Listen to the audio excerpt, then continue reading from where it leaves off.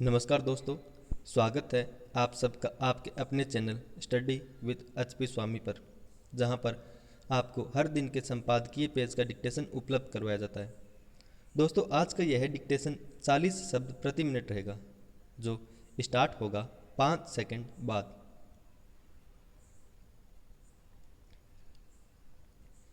Start. बाघों की बढ़ती संख्या को लेकर केंद्र राज्यों की सरकारें व वन्य जीव प्रेमी भले ही खुश होते हों, लेकिन चिंताजनक तथ्य यह है कि न केवल बाघ बल्कि लंबे समय से अन्य वन्य जीवों पर भी शिकारियों व वन्य जीव अंगों के तस्करों ने निगाहें लगा रखी है। वन्य जीव संरक्षण के तमाम प्रयासों के बावजूद अभयारण्यों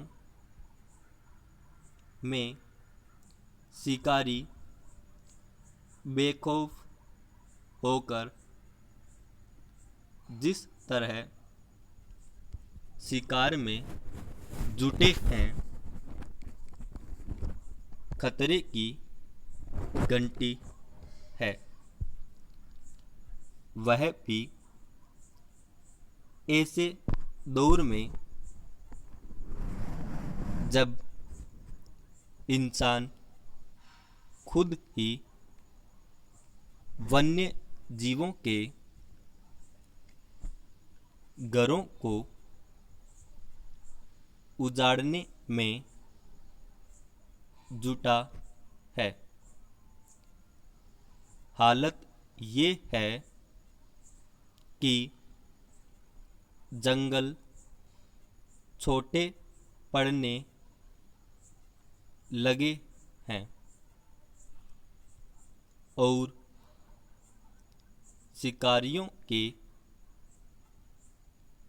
नापाक मंसूबे बढ़े।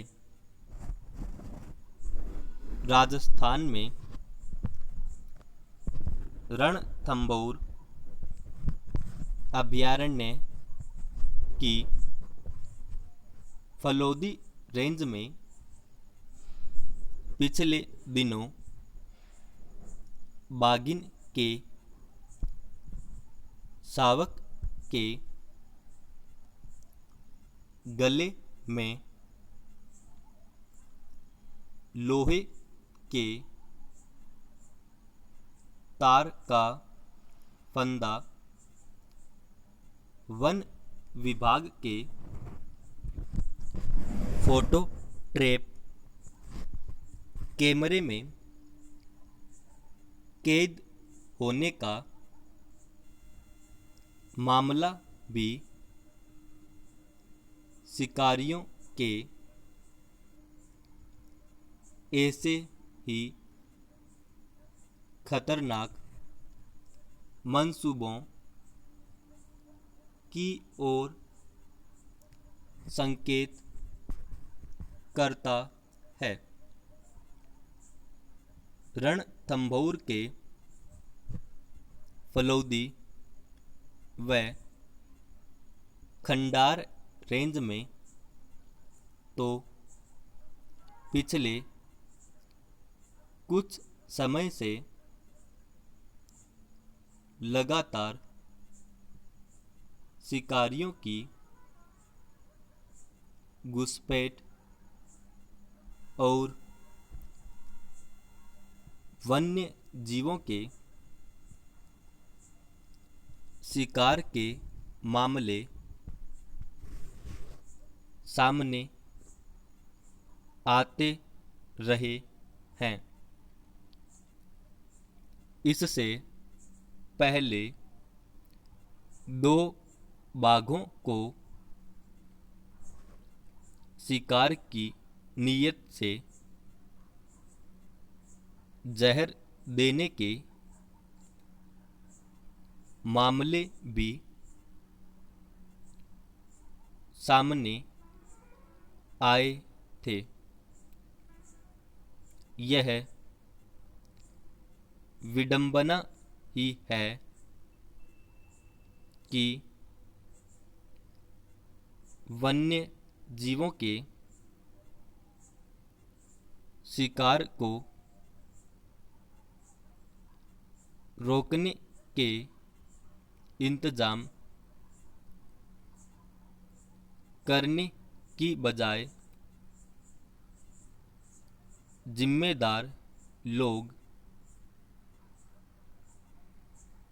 ऐसी घटनाओं में भी लीपापोती में जुट जाते हैं। यह तो गनीमत है कि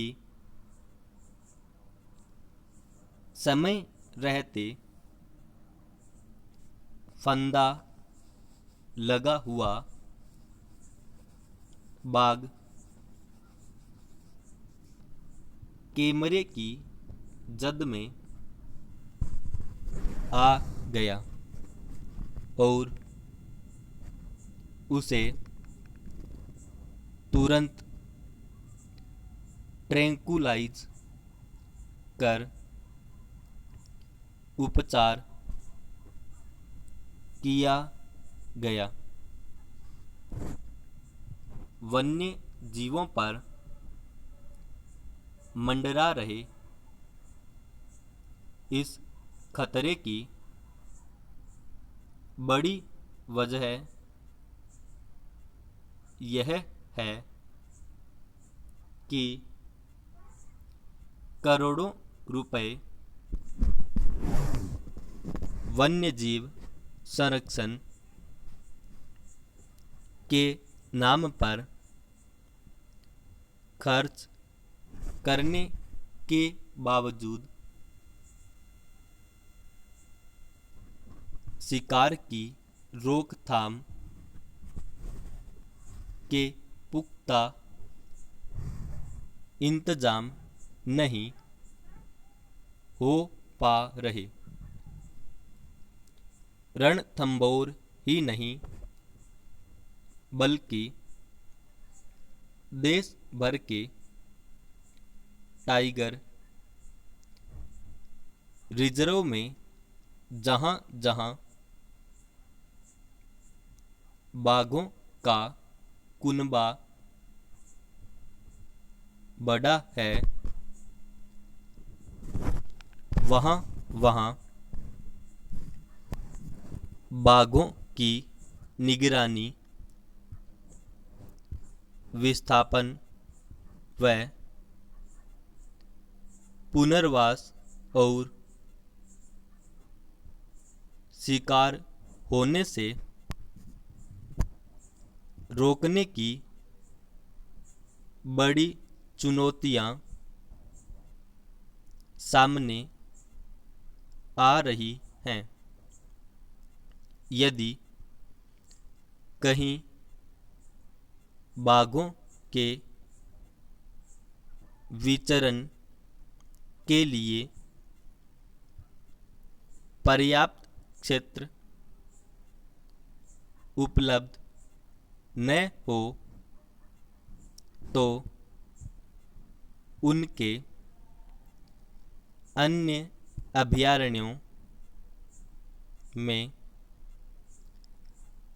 पुनर्वास का इंतजाम होना ही चाहिए। वन्य जीवों पर नज़र रखने के लिए सर्विलांस सिस्टम की खामियों का फ़ायदा शिकारी उठाते रहे हैं। भारी भरकम बजट और कार्मिकों की फौज के बावजूद वन विभाग तब ही हरकत में आता है जब कोई अनहोनी हो जाए और सवाल उठने लगें। सवाल यह भी है कि आखिर क्यों भूखे प्यासे वन्य जीवों को आए दिन आबादी क्षेत्रों में आना पड़ता है। यह तथ्य अलग है कि देश भर में अभयारण्यों के माध्यम से जंगलात महकमों की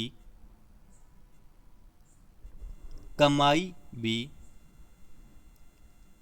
होती रही है, लेकिन इस सवाल का जवाब हमारे हुक्मरानों के पास नहीं है कि आखिर वन्य जीवों की शांति भंग कर कमाई में जुटे वन महकमों को वन्य जीव संरक्षण के काम कागजों में ही क्यों सुहाते हैं। वन्य जीव सुकून से तब ही जी पाएंगे जब उन्हें शिकारियों की नज़र से महफूज रखने के साथ बेहतर वातावरण भी उपलब्ध कराया जाएगा। ऐसा तब ही संभव होगा जब जंगल को वन्य जीवों के लिए ही रहने दिया जाएगा। समाप्त।